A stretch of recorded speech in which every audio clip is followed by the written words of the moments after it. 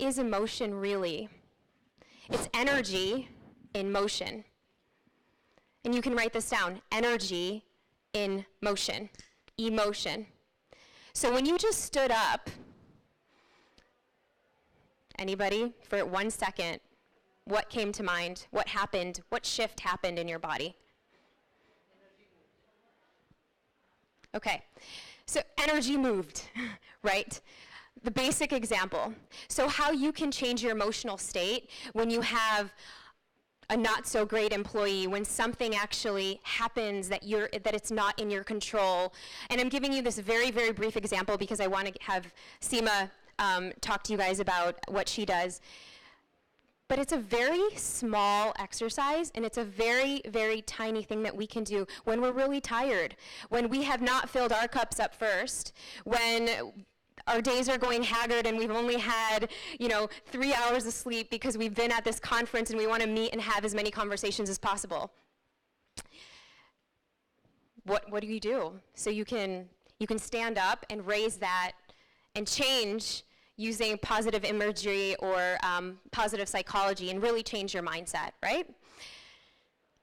So now, how does this relate into leadership in the boardroom or leadership of your own life? Well, for the grit process, there's 10 key characteristics that we've been identifying in partnership with Stanford and Yale and the Center for Compassion, because our goal for emotional grit is really to build heart-centered and more connected leadership. And it only can happen when you're changing yourself. It starts with you, and it starts with your awareness of how you view the world. So your self-awareness, right? And so the process of grit, we all have our grit stories, we all have our resilience, we all have some of the stories that make ourselves up. In my case, it was me losing my entire family, my mom, my father, and my brother, and being an orphan by the age of 19.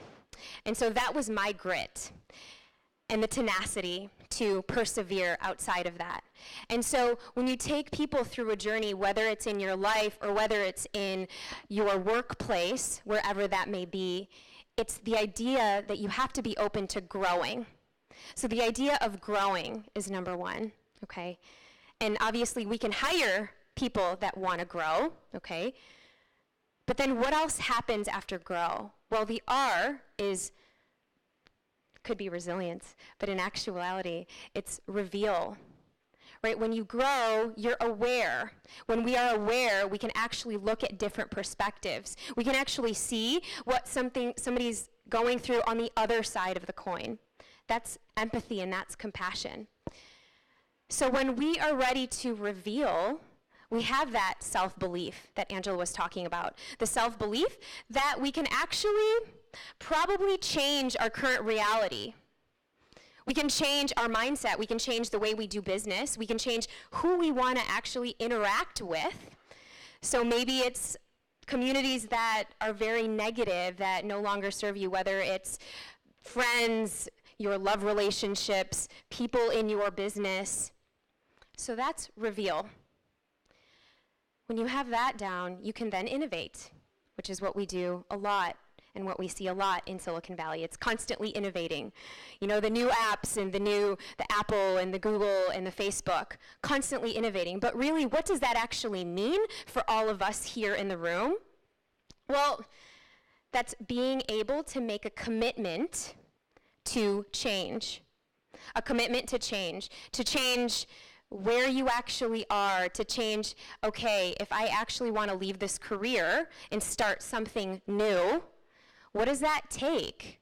Well, it takes courage, right? To step outside of your boundaries, to step outside of what your potential limiting beliefs are. And then lastly, in the grit process, it's then the transformation that occurs when you have all of this. So the transformation, or then the action. So the action could be, I am going to lose 10 pounds, I am going to the gym, and I am going to get the actual help, whether it's a personal trainer, a nutritionist, or whatever, the actual support system or the people to actually help you with that transformation. Is everyone following? Say aye. Okay. Okay, great.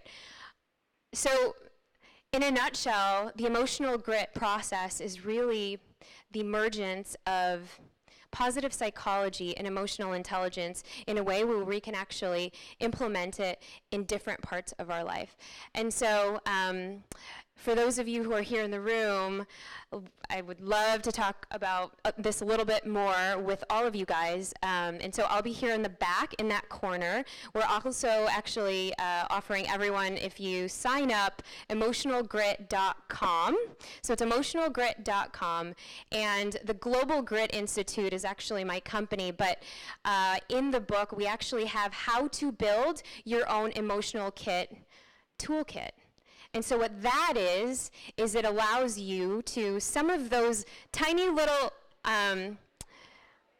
exercises that I was talking about, you can actually do every single day. You can do it within your company, you can do it with your families, you can do it with your personal relationships, but these are small little things that even during the course of the day, to help with stress and anxiety and all of the things that can sometimes come down on us, sometimes weigh on us. That's what the Emotional Grit Toolkit allows you to do. So if any of you who are interested, give me your business card at the end, and I'll go ahead and give you our little code that we're giving just specifically for the Women's Economic Forum. So thank you. And here's Seema. Hi. A very good afternoon, everyone, once again. I think we are all feeling sleepy. Are we? Are we?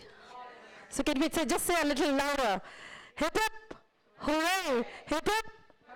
Yes, so we all are champions and we all are leaders, and I think maybe as Angela and Neeta just now said, you all are leaders in whatever way you are. So you all are the CEOs or the chairman or the executive directors. You all are owning a very beautiful, a responsible role. So I have few friends over here in this hall.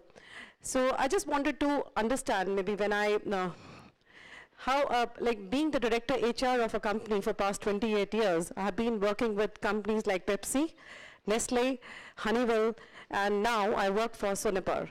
The company is into electrical B2B suppliers. I just wanted to understand from you people, emotional intelligence, if you just like say it in a very layman language. I just don't want, I understand like maybe Angelina said such a beautiful story because she took us through her life. And all the emotions, I think she said so beautifully. Because if she cannot share her journey of life, we will never be able to understand the kind of emotions what she has tried, placing them in each of our life. And the same as with Neeta. Neeta, she lost all her family members at the age of 19. And how she has emotionally, very intelligently, how she has been handling her life. So that's what like maybe the perspective she shared. So I just wanted to understand that like from any of you, what do you understand from emotional intelligence? From the take what Angela or Neeta said, please. You're asking me what I understand about emotional intelligence?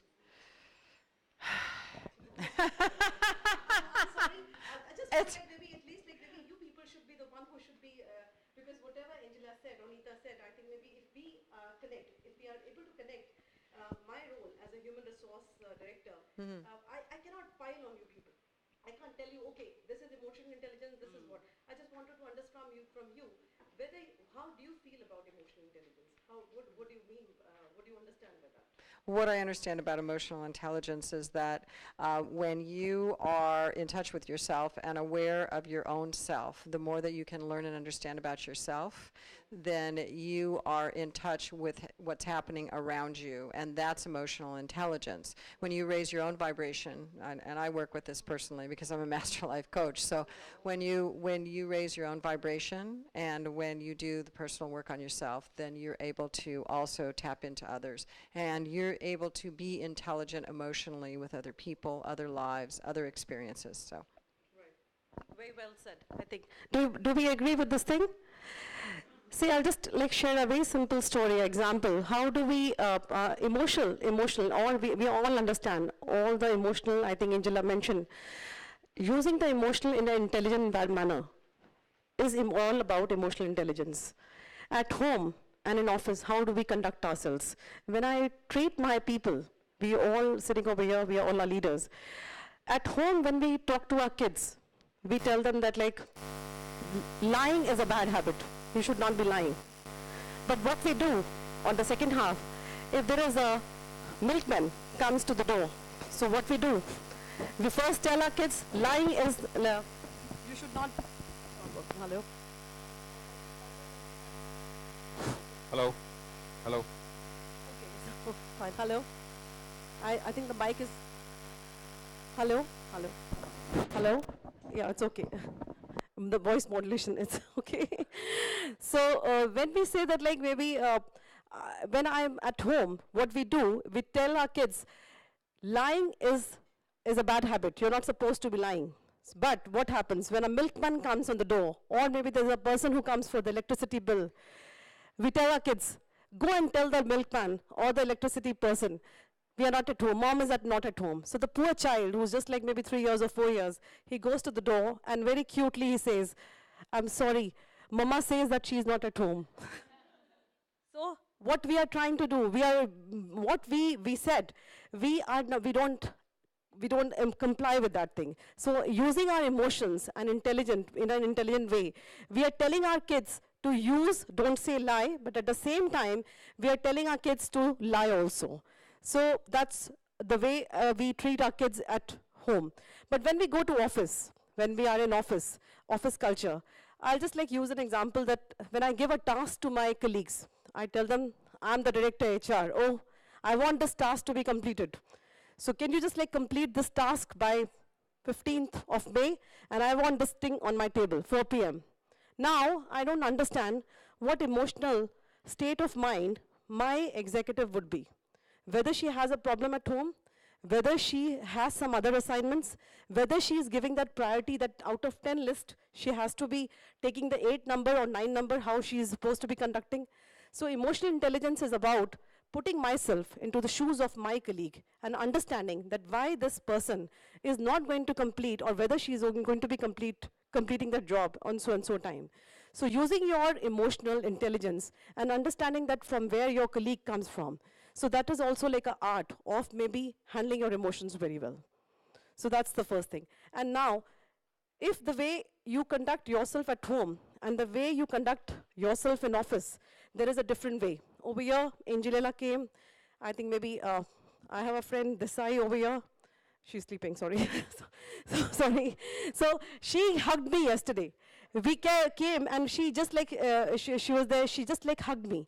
And then what happens at the home? My sister comes walking in at home, and my sister says that, hi, how are you? So I say, I'm fine, and I just like maybe keep on, like I just like get back on my WhatsApp. And I just like fiddle around with my mobile. And at the same time in office or maybe in a forum like this, we all give due respect to each other. We just like say, hi, how are you? We just like blow some kisses in air and all that. So what we're doing, we just like maybe we're faking our emotions. We're just faking our emotions. What happened? We have to